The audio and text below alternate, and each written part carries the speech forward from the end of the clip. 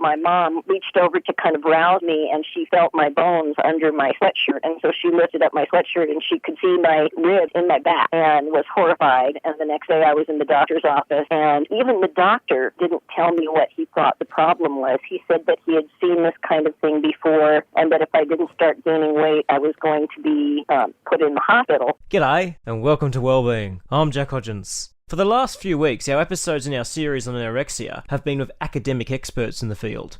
For the next few weeks, we are going to be talking with people who have had anorexia themselves. Today, we are talking with Cherry Boone O'Neill. Cherry is the daughter of well-known American singer Pat Boone, and she went through her own anorexia journey during the early 1970s and into the early 1980s. After recovering from the condition, Cherry released her book, Starving for Attention, a memoir about her journey with anorexia. Today, Cherry is a certified life coach and regularly talks about her journey with anorexia. Hello, Cherry, and welcome to Wellbeing. Thank you. Good to be here. Before we begin, could you tell us a little bit about yourself, Cherry?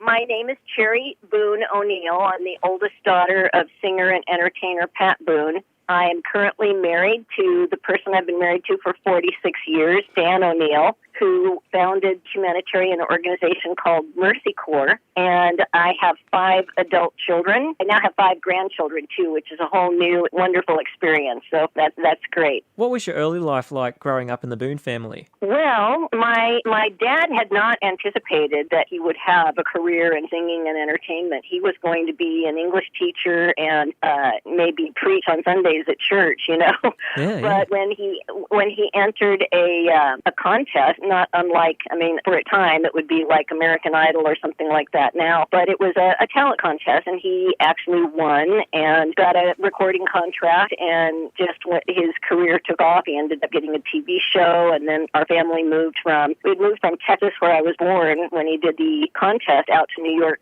City, where he finished college and had a TV show, and then we moved out to California because he started getting in films. And so for the most part of my growing up years, I grew up in Southern California, in Beverly Hills, which, you know, is always, people think of it as being such a beautiful place, and yes, visually beautiful, but, you know, there's a lot of competition and a lot of pressure on external kind of shallow values and things like that. So I often talk about being Pat Boone's daughter was kind of like being a celebrity's kid and a preacher's kid all at the same time, which has its an interesting set of pressures, you know, even if they're just pressures that I, you know, put on myself, that I, you know, kind of absorbed from the culture around me. But still, I was the oldest of 4 girls and something of a perfectionist and wanting to help, you know, be my mom's helper when necessary, and kind of got this sense of deriving my sense of identity and value from who I was,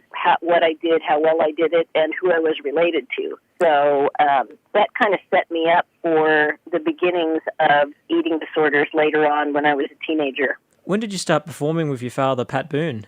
We started performing when I was about 13 years old. We'd sung together. My mom had grown up in an entertainment family. Her father was a country singer named Red Foley, and she had grown up singing with her sisters and then with a jazz trio, and she gave that up so that she could be a full-time mom because both of her parents had been entertainers, and she didn't want to put us through some of the same absences of both parents that she had gone through. So she became a full-time mom, but she taught us girls how to sing harmonies together. And so when the opportunity came up, my dad was traveling to Japan to do a tour, and the Japanese people really value families. And the opening act for my dad on that tour was going to be the Osmonds. And so the tour promoter thought it would be a great idea to have us 4 girls come and perform with my dad at some point in the show, and, you know, have it open with the Osmonds, and then my dad, and then us, and then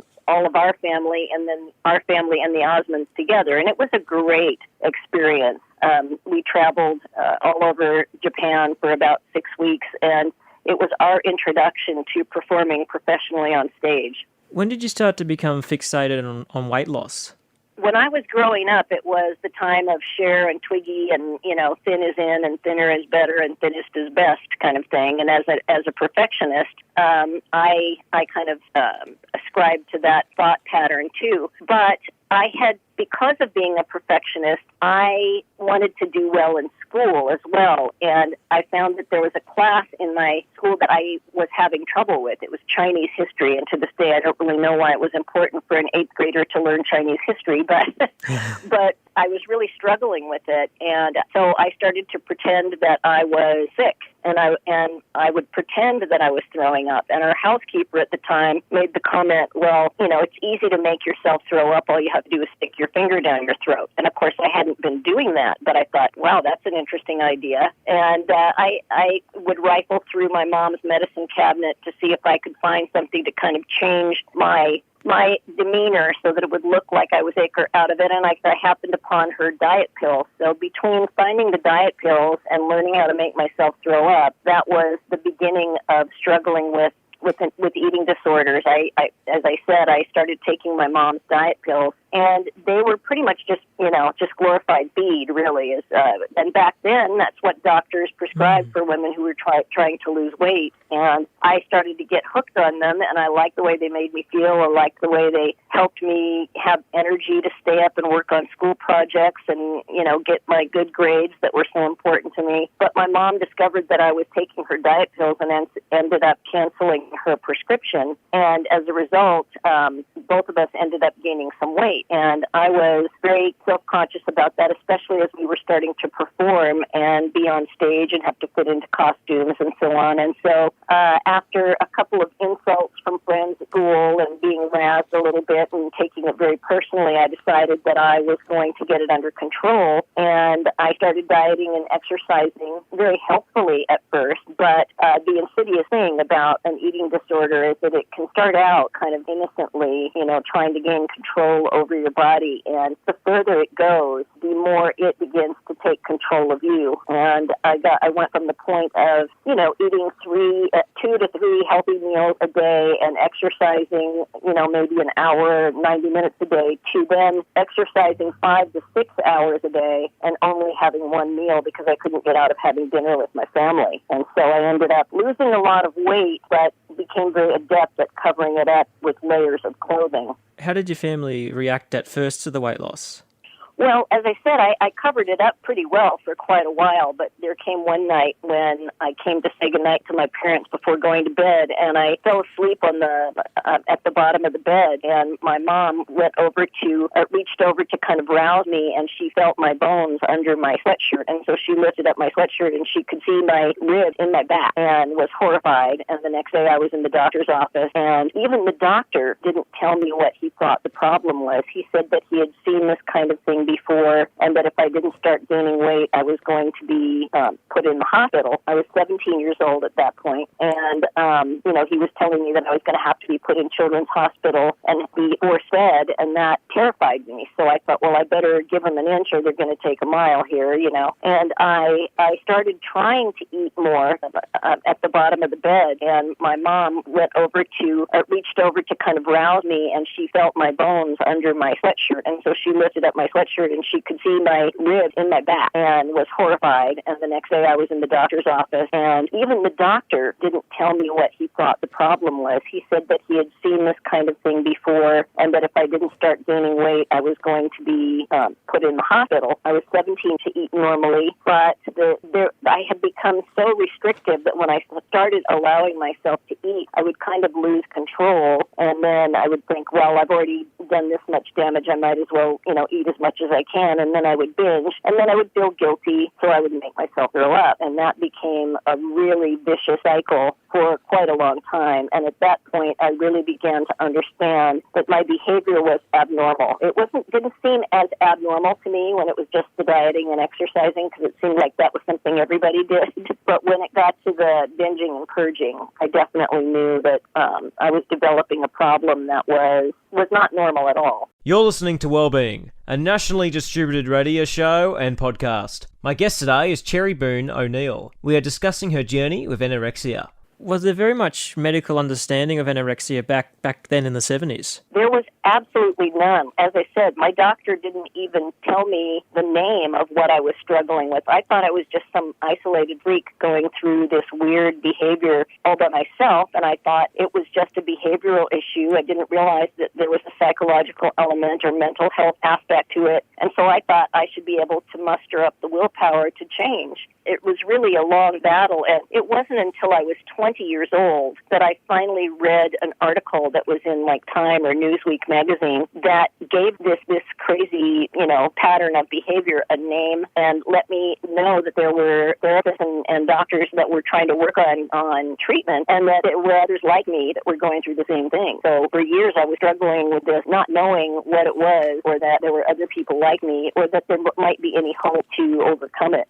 Do you think that as it was kind of worsening, that were you actively aware of kind of what was going on, or was it just kind of happening? Well, I knew that I was losing weight, but I wanted to lose weight. That was the whole point. The thing is, because I exercised so much, I didn't look quite as emaciated as some people with anorexia do, because I had muscle. It wasn't until I started binging and purging and losing all the water weight along with the regular weight that I started to look more emaciated. And then I knew that there was that something was wrong, and that my behavior was out of control, and that I stopped thinking that I looked really good to thinking that I was starting to not look so good. But I was more afraid of gaining the weight than I was of, correcting the behavior, I think. Would you say that during that time, did you have a fear of food? Was that kind of the feeling? It wasn't so much the food. It was what the food would do to me. It was, because I liked food, I liked eating, I just didn't like gaining weight. So it was kind of a love-hate relationship in many ways. I remember one Christmas, I prided myself in baking gifts for, everybody that I gave gifts to, and not even so much as licking the spoon of anything that I had baked. And then I delivered all of my gifts on my bicycle so that I could get the exercise delivering the baked goods. Were there any particular foods that you really tried to stay away from, or was it pretty much everything? I think I was, super aware of foods that were high-calorie foods, things that were, fatty and full of sugar and carbs and stuff like that. I would allow myself to have salads and, maybe an apple a day and that kind of thing. But as I said, I wasn't able to escape eating dinner with my family. That was a tradition that we had. And so, and my family ate pretty healthily. So that was not that difficult, but I definitely didn't eat desserts, or at least typically I didn't eat desserts or sweets or anything like that. I would stay away from those. Did performing with the Boone family become harder as the anorexia worsened? Not physically. I mean, I didn't feel like a loss of energy. I think the fact that I had been, so into getting physical exercise that had prepared me for, because traveling and performing can be strenuous with, dancing and doing choreography and all of that. And I think I was young enough and fit enough that didn't cause a problem. It wasn't until when I was in my 20s and shortly after I got married and was really heavily into the laxative abuse that things became difficult, because I would feel weak from the laxative abuse and the loss of fluids and so on. And that's when I stopped performing with my family. Did your family ever try to help you with the anorexia? There was such little understanding about what it was that I was dealing with that they were, again, trying to approach it from the behavioral side of things, like, eat more, exercise less, don't throw up, all of those things, which obviously make sense. But none of us really knew that there were core things that were going on inside of my mind and inside of my psyche that were kind of leading to the behavior. So trying to just change the behavior was kind of like trying to put a Band-Aid on somebody who keeps cutting their wrists, And it was difficult. They tried to help, but we didn't really understand what we were dealing with. And so I remember I got really scared once when my mom, after years of struggling with it, I wasn't married yet, but one night she just kind of threw her hands up in the air and said that she was going to give up because she didn't know what to do. And that freaked me out. I knew there was nothing really that they had been able to do, but the thought of her giving up scared me to death. And I felt like I knew that I needed support. I just didn't know in what form and what the best kind of support was going to be. but I didn't want to be feeling like I was left there alone, flailing for my sanity and my health all by myself. How much of your daily life was taken up by anorexia? Like, how much was it affected? Pretty much 24 hours, except for maybe when I was sleeping, although I'm sure I had dreams about things. Like I said, if you're exercising 5 to 6 hours a day, that's a lot of exercise. And for part of that time, I was going to school full-time at UCLA. Part of the time we were traveling and performing. So even when we were on the road, I would, go jogging in whatever town we were in, and I would do calisthenics in the room, in the hotel rooms, and of course would be careful about what I allowed myself to eat. So it's a very all-consuming kind of disorder, because even if you're not exercising or sitting at the table eating a meal, you're thinking about what your next meal is going to be or when you're going to be able to exercise next. And so it's just always, it's like this treadmill that's running in your mind all the time. Going into your adult life, how did the anorexia and binge eating affect you then?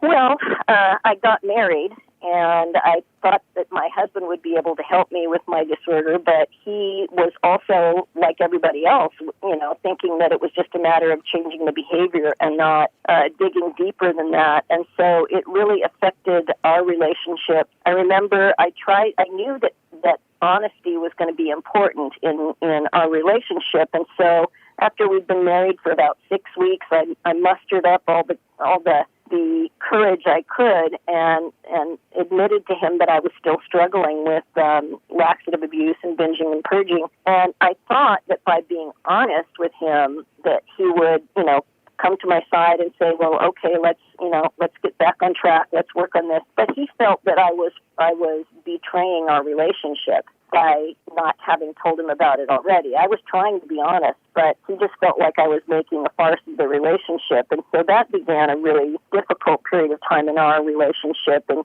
he started becoming kind of like a spy, and he would set me up by marking, containers at the level of food in containers. And then he would ask me when he came home from work, well, what did you have to eat today? And I would, make up some lie. And then he would say, well, what about this? The mark on the container's gone down a couple of inches. And, so it became a very, we were at each other's, we were battling with each other all the time. He was the spy and I was the criminal. And, and he would go out of his way to set me up so that he could tell when I was telling the truth or not. And then because I had tried being honest with him, would try to cover up things because I didn't like what happened when I was honest with him. And so it took a long time for us to work through that and eventually therapy and getting through all of that. And there really wasn't going to be any way our relationship was going to improve until I finally was able to deal with my disorder and get that taken care of. To those listening that might have a family member that is going through anorexia, what would be your advice to them in how to support that person?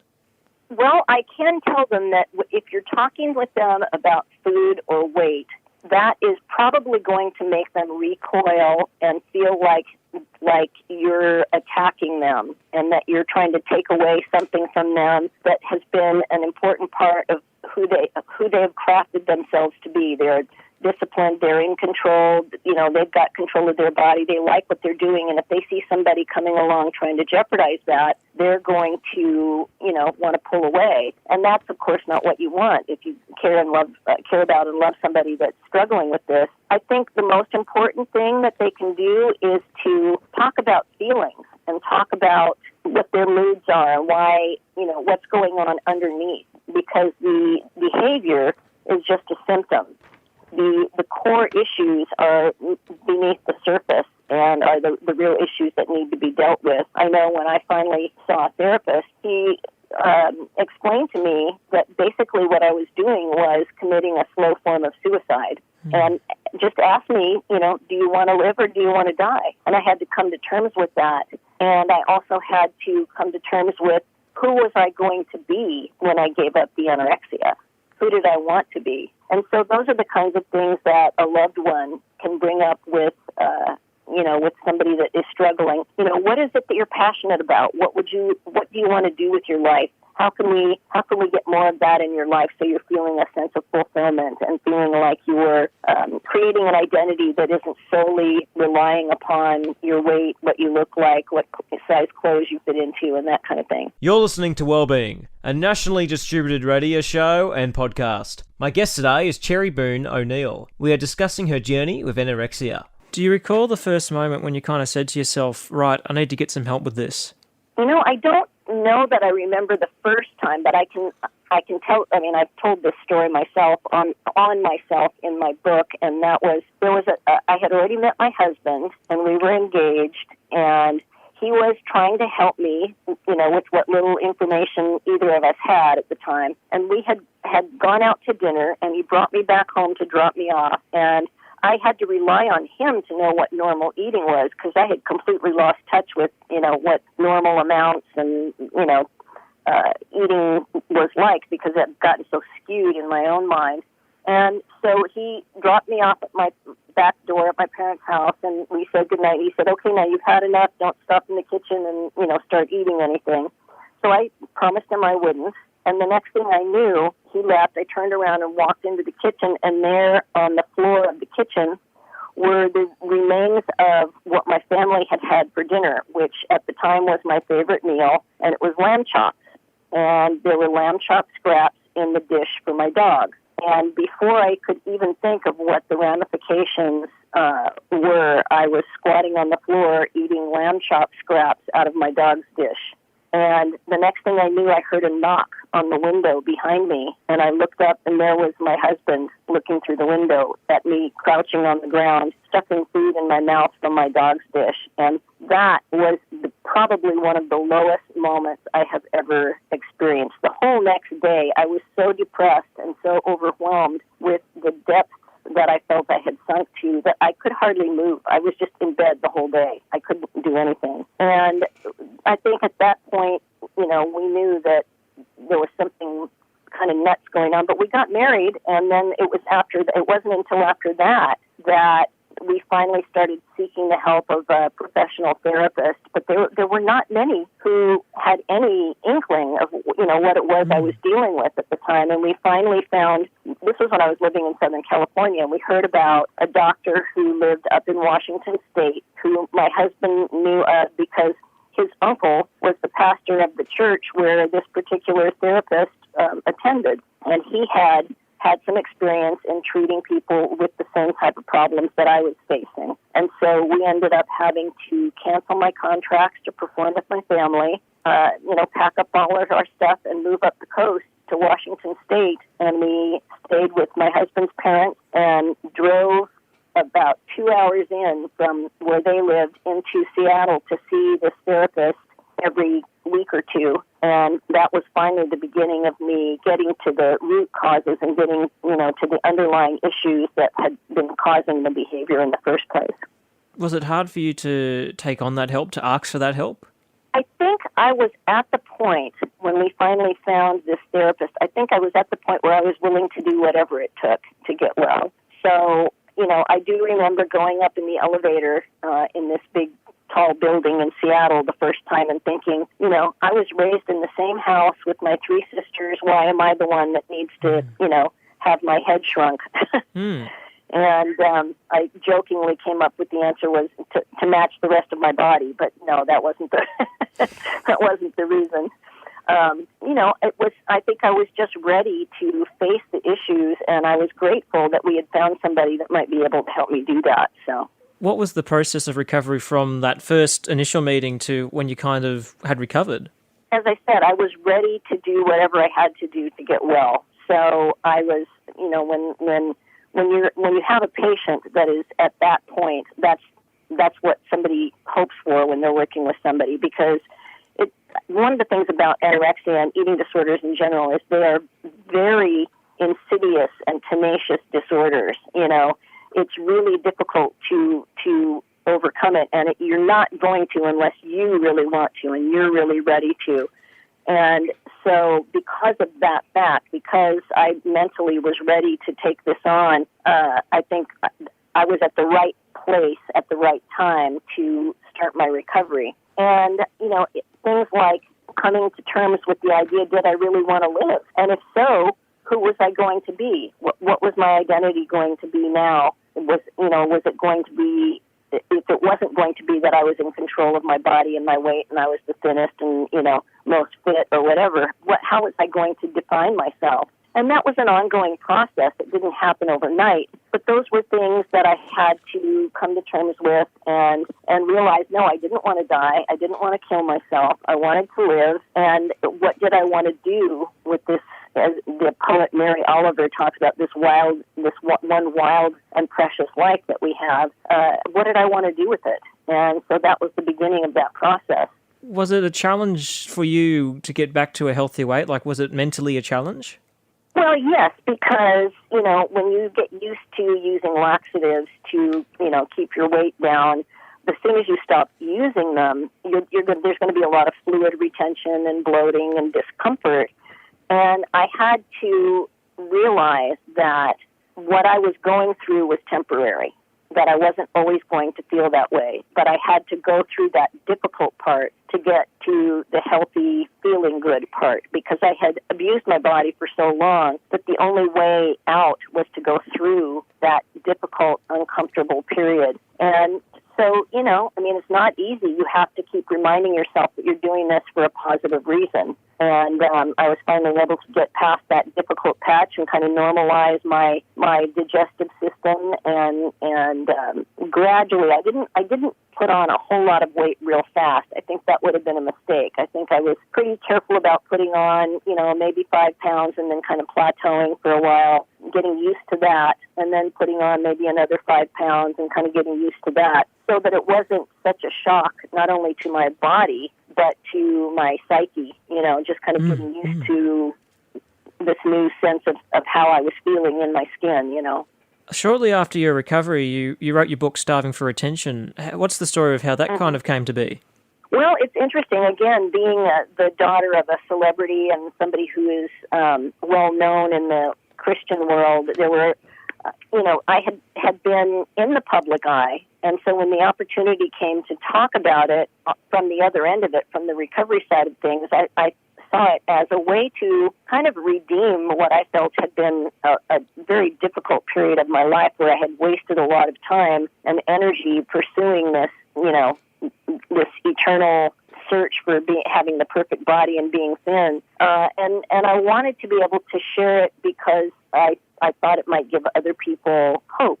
And so that's really what writing the book was. It was not only a cathartic experience for me, but it was a way for me to take 10 years of my life and say, okay, this wasn't wasted. This is now something that I can put in a capsule form and hand to somebody else and say, here, this might help you. And it was a very redemptive experience for me. Not long before the book came out, the world lost Karen Carpenter to anorexia. Do you remember the day that she passed? I remember hearing about it, yeah. I remember being in shock because we had traveled in a lot of the same circles. We had the same record producer. We had been at some of the same events together. And when I ended up moving to Washington State from California to get help and to start my recovery process, my mother had run into Karen at an event, and my mom could tell that Karen was struggling, and so she told Karen that I was going through something similar and that I had been working on my recovery and had some success, and that now I had, just had my first child, and, that I might be able to offer some hope for her. And so she gave her my phone number. Like, how did she sound? Did she sound like she really needed help? Was she really in with the anorexia? Did she really need help? She knew that she was struggling. She was not an exerciser. She didn't make herself, she didn't do the method of making herself throw up the way I did. She used syrup of Ipecac, which is very dangerous and very scary because it can actually deteriorate your internal organs because it stays in your body. And I was concerned for her because I knew about that. And I really had tried to urge her to do what I did, and that was kind of move away from all the pressures of LA. And she did, but she moved to New York City, which is not that different. And she was in the care of Dr. Stephen Levincon, who had written the book, The Best Little Girl in the World, and that was made into a movie. And he was seen as kind of like the expert on the topic. But he had her hospitalized, and he had other patients, and he left town to go do something at one point, and so she dismissed herself from the hospital and came back to California because she had this idea that she could set a time period, like a timeline for her own recovery, which of course you can't. It has to be open-ended. It's going to take as long as it's going to take, and you have to be willing to do that. But she was in a very unique place of being kind of the hub of the wheel that was the Carpenters, like her brother, all the other musicians, the, producers, tour people, all, she was the center of that. And if she wasn't well and able to perform, none of them were going to be doing anything either. And so she felt that pressure. And when the opportunity came for her to leave the hospital and come back to California, she did. But unfortunately, we know how that ended, and it was a terrible loss. Do you think if we had a better understanding, say like the understanding today, back in the 80s of anorexia, that Karen might have survived and still be with us? I think that's very possible. I mean, we can't know for sure, but I think if she had gone into therapy and had gotten away from the pressures of the entertainment lifestyle and had been willing to commit to however long it was going to take and really work on the interior stuff and not just, the weight gain and eating and all the things that are the external symptoms, I think there could have been a chance for her to survive and recover.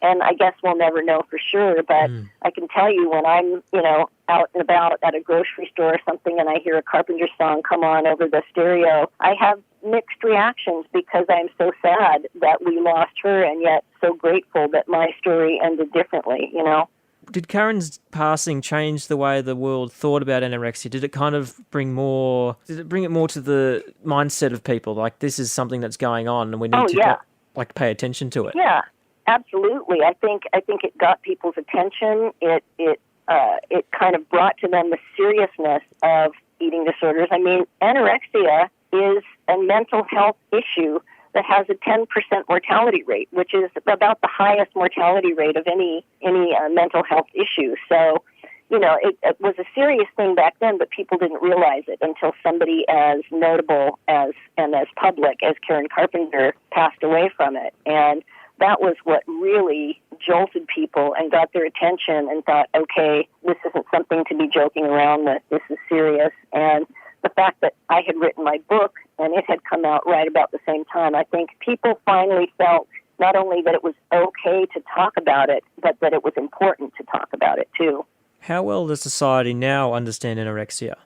I think they understand it better, but I think there are still so many pressures on young people in general, but also others. I mean, I know there are people that develop eating disorders later on in their adulthood too, and I know that there are pressures on guys now too to be buff and have a six-pack and all of that stuff that plays into this obsession with body image and weight. And you add the pressure of social media now to that, and I'm glad I'm not a teenager now. I think it would be really difficult, What are some ways that we can work on that stigma a bit and make the situation a bit better? I think, everything from keeping up with the Kardashians to, model magazines and stuff like that, there's still this constant pressure on and the stress on, having to look a certain way to be considered worthy or valuable or special or whatever. And I think who we are as people and what we bring to the planet when we arrive, I think we come with certain gifts and abilities, and we waste so much time paying attention to the external part of us that we end up robbing ourselves and the rest of the world of the gift that we brought with us that we can contribute to being a member of the human race. And so I think if we were much more mindful who people are on the inside and put less stress on what people look like, it would be a tremendous thing. And I think I think, too, that there's a lot more understanding about the effect of trauma in people's lives. And I know very often somebody who develops an eating disorder is somebody who has gone through a trauma. And when you go through something that was beyond your ability to control, and it has caused great pain, you look for things in your life that you can control. And one of those things is what you put in your mouth and how much you exercise and things like that. And so the understanding of the effect of trauma on people's minds and bodies, that addressing those kinds of things, addressing self-image, self-esteem, your value and your identity as a human being, I think more stress placed on that and less on the externals would be extremely helpful. But, in a world where TV and movies and models and magazines and social media and all of that is so prevalent, it's an uphill battle for sure. Well, thank you for taking the time to be on the show today, Cherry. Thank you for having me. I'm glad to be able to share my story, especially from this side of it, and to have, a great family of 5 adult children. I never thought I'd be able to have kids. I actually had my reproductive system had shown signs of atrophy, so it's amazing how resilient our bodies can be when we start to treat them well. My guest today was Cherry Boone O'Neill. Tune in next week where we talk with author Kelsey Osgood about her journey with anorexia. And if you like this content, check out the Wellbeing podcast for more. Thank you for listening. I'm Jack Hodgins, and all of us at Wellbeing wish you well.